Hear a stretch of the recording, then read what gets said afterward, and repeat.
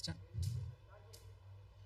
నమస్తే అండి అందరికీ, మీడియా మిత్రులందరికీ నమస్తమాంజలి. అండ్ ఈరోజు ఇక్కడికి వచ్చిన శివశక్తులకు కానీ మన మా లీగల్ అడ్వైజర్ సాయి కృష్ణ ఆజాద్ గారు అండ్ అందరికీ నమస్కారం. ముందుగా ఈరోజు నేను ఈ ప్రత్యేకమైన మీటింగ్ ప్రెస్ మీట్ ఎందుకు పెట్టానంటే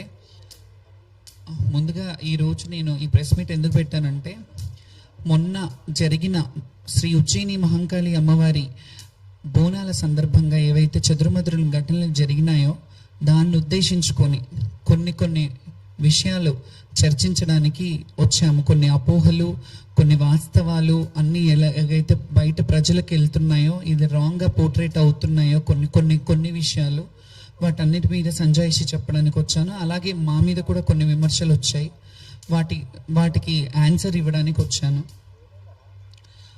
ముందుగా ఫస్ట్ స్టార్టింగ్ ఏంటంటే, బోనాల పండుగ సందర్భంగా మేము బోనాలు తీసుకెళ్ళడం జరిగింది.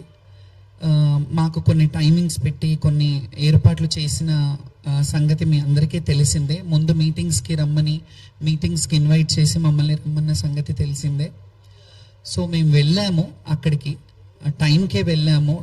టైంకి అంటే 1 to 3 ఇచ్చారు. నేను చెప్పాను ఒక్క పొద్దులతో ఉంటాం, కొంచెం టైం ఇవ్వండి అంటే సరే అని 1 o'clockకి రమ్మన్నారు. దూరం నుంచి వచ్చే వాళ్ళు కూడా ఉంటారంటే 1 గంట నుంచి 3 గంటల వరకు అని చెప్పారు. 1 గంట నుంచి 3 గంటల కంటే సరే అని నేను 1 గంటకి స్టార్ట్ అవ్వబోతుంటే, స్టార్ట్ అయ్యే ముందు కొంచెం నోడల్ ఆఫీసర్ని వేశారు దానికి స్పెషల్గా. సో నోడల్ ఆఫీసర్ గారు, మీరు ఇప్పుడు రాకండి, సీఎం గారు వచ్చారు, మళ్ళీ డిస్టర్బెన్స్ అవుతుంది, అందరికీ డిస్టర్బెన్స్ అవుతుంది, మీరు కొంచెం ఆగిరండి అన్నారు. ఆగిరండి అన్నప్పుడు మేము 2 గంటలకి 2:30 అయింది, ఆల్మోస్ట్ 2:30 వరకు మేము 2 గంటలకి స్టార్ట్ చేశాను. అక్కడ నుండి విపరీతమైన జనాలు, వేలాది మంది భక్తులు, జనాలు, మమ్మల్ని బోనాలు చూడడానికి వచ్చేవాళ్ళు, వీళ్ళందరూ ఉంటారు కాబట్టి మేము ఆ టైంకి సరే, సీఎం గారు వచ్చినప్పుడు ఆయన రాష్ట్రానికి అధినేత, చీఫ్ మినిస్టర్ కాబట్టి ఆయనకు రైట్ ఉంటుంది కాబట్టి ఆయన వచ్చిన టైం ఆగమన్నప్పుడు ఆగాము, సమంజసమే. కానీ మేము ఆగినప్పుడు మేము మళ్ళీ వాళ్ళు వెళ్ళిపోయాక మమ్మల్ని ఏ టైంకి అయితే రమ్మన్నారో ఆ టైంకే వచ్చాము. ఆ టైంకి తర్వాత కూడా మరి ఒక పోలీస్ ఆఫీసర్ని ఎస్ఐని పెట్టారు. ఆ ఎస్ఐ త్రూగా మేము వస్తున్నాము. బయట మావురాల పెద్దమ్మ టెంపుల్ దగ్గర నుంచి మొదలుకొని అన్నీ మీరందరూ చూశారు సోషల్ మీడియాలలో, కొన్ని ఛానళ్ళల్లో కూడా మీరు చూసిందే. వేలాది మంది జనం మధ్యలో నేను బోనం తీసుకొని వచ్చాను. బ్యారికేడింగ్ చేశారు, చాలా బ్యారికేడింగ్స్. ఎన్ని బ్యారికేడింగ్ అంటే మీ అందరికీ తెలుసు, దాదాపు 7-8 బ్యారికేడ్స్ ఒకటే లైన్లో. మేము ఎప్పుడు ఆడుకుంటూ వచ్చే లైన్ అది. ఆ ఒకటే లైన్లో చాలా బ్యారికేడింగ్స్ పెట్టారు. మొదటి నుంచే స్టార్ట్ అయింది అది. ఫస్ట్నే రోప్ పెట్టారు, రోప్ పైకి లేపుతుంటే దాని మీద నుంచి ఇంకా మేము కింద నుంచి వచ్చాము. ఇవన్నీ పక్కన పెడితే మీడియాలో వస్తున్న media in the sense social మీడియాలో వస్తున్న అవాస్తవమైన మా మీద దుష్ప్రచారం ఏం జరుగుతుందంటే, శ్యామల బోనం పడిపోయింది అని చెప్పారు. ఇది శ్యామల బోనం పడిపోలేదు, ఎప్పుడు పడలేదు, అలా పడొద్దని కూడా భగవంతుని కోరుకుంటాను. ఎప్పటికీ ఆ అమ్మవారి శక్తిని ఇవ్వాలని కోరుకుంటాను. ముందుగా ఈ మాట అయితే క్లియర్ చేస్తున్నాను, నా బోనం పడిపోలేదు. అండ్ నేను ఎక్కడ చెప్పలేదు నా బోనం పడిపోయిందని.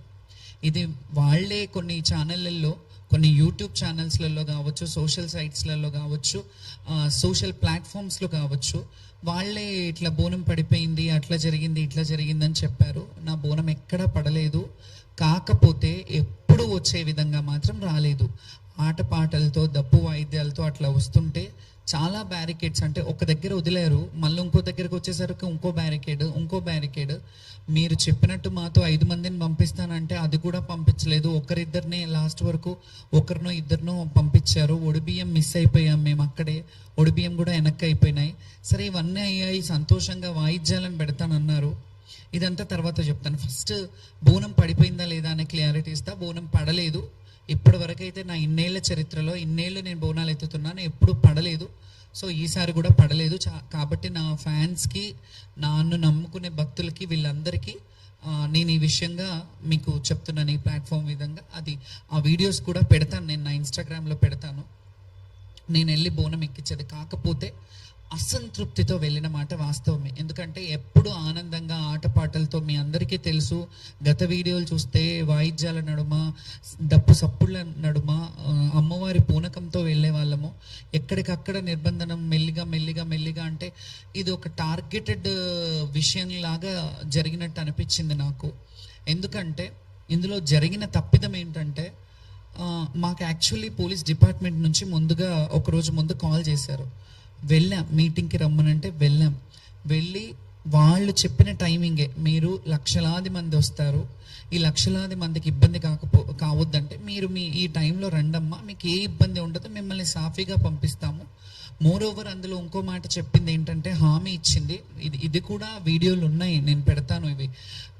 వాళ్ళు ఏం హామీ ఇచ్చారంటే, బ్యారికేడింగ్ పోలీస్ స్టేషన్ ఎక్కడి వరకు ఉందో అక్కడి వరకు మీ వాయిద్యాలతో రండి, అక్కడి నుంచి లోపల వరకు మేము పెడతాము, కల్చరల్ డిపార్ట్మెంట్ నుంచి మేము కల్చరల్ టీమ్ని పెడతాము, ఆ వాయిద్యాలతో మీరు వెళ్దురు కానీ ఎవరు వచ్చినా మీకు ఘన స్వాగతం పలుకుతాము అనే మాట చెప్పారు. ఆ ప్రపోజల్ మేమే అంతకుముందు ఉన్నప్పటి నుంచే పెట్టాము.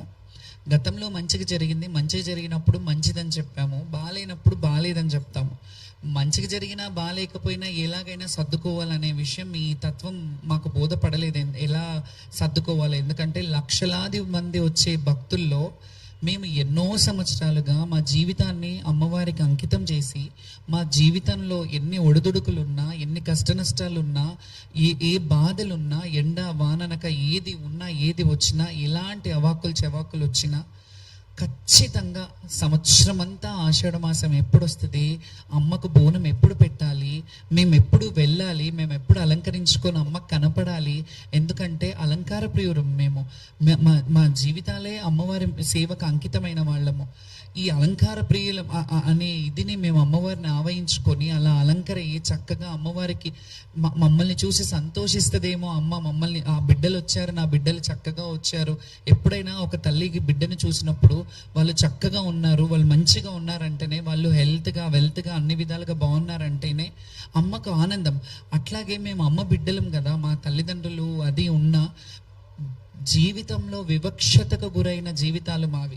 ఎవరికీ తెలియదు మా లొసుగులు ఏముంటాయి, మా మంచి చెడ్డలు ఏముంటాయి, మేము ఎలా అనుభవిస్తుంటాం, మా జీవన విధానం ఏంటి, మా జీవన శైలి ఏంటి ఎవరికి తెలియదు.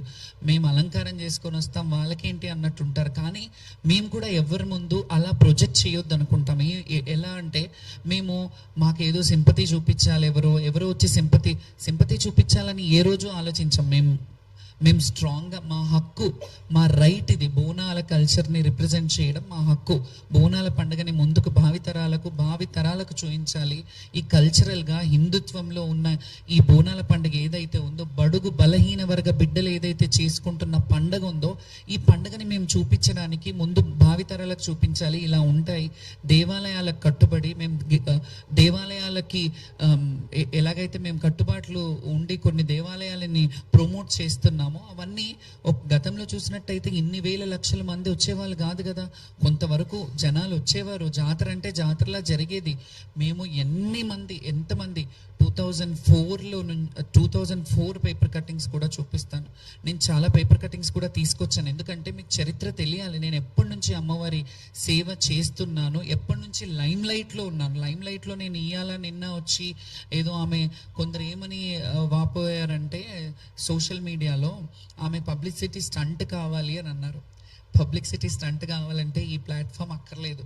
నేను 2012లో 2011లో వీరంగం అనే సినిమా చేశాను. నేను అందులో హీరోయిన్ని.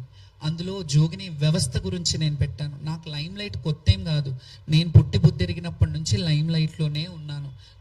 నేను పుట్టి మా తల్లి ఒళ్ళో ఉన్నంత వరకు మా తల్లి లైమ్ లైట్లో ఉన్నాను. మా తల్లికి నేను ఫెమిలియర్. తర్వాత నేను ఊహ వచ్చినప్పటి నుంచి ప్రజలకు ఫెమిలియర్, జనాలకు ఫెమిలియర్.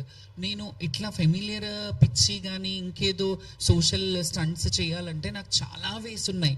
నేను అవి ఎంచుకోలేదు ఎప్పుడు. నన్ను నేను తగ్గించుకొని, నన్ను నేను అంటే అనుభవము వయసు అనేది కూడా అంటారు కదా, అది వచ్చిన కొద్దికి నన్ను నేను చాలా కంట్రోల్డ్గా, స్టేబుల్గా నన్ను నేను ప్రదర్శిస్తాను ఎవరి ముందు అయినా. ఎందుకంటే గతంలో చూసినప్పుడు చిన్నతనంలో చాలా సందర్భాల్లో దాన్ని ఇంటర్వ్యూలలో కూడా ఏడ్చేదాన్ని. చాలా స్ట్రాంగ్గా ఉండడానికి ప్రయత్నిస్తాను, ఉంటున్నాను కూడా. ఎందుకంటే మనం చూసి 10 మంది నేర్చుకుంటారు అనే దాన్ని బట్టి. సో దీంట్లో ఓవరాల్గా ఇవన్నీ చెప్పడం కంటే ఆ పోలీస్ డిపార్ట్మెంట్ వాళ్ళు పిలిపించి మమ్మల్ని మీరు ఈ టైంకి రమ్మన్నారు, ఆ టైంకి ఎస్ఐని పెట్టారు, వాళ్ళు కదా బాధ్యత వహించాలి.